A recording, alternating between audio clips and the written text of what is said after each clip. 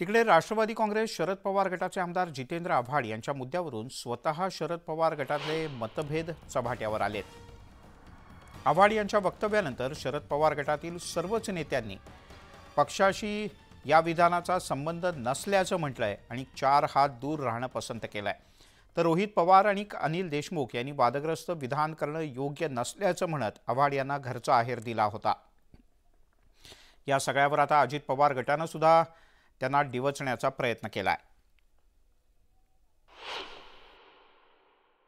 त्या ठिकाणी काय चाललंय याच्याबद्दलचं मी मत व्यक्त करणं चुकीचं त्या ठिकाणी ठरू शकेल।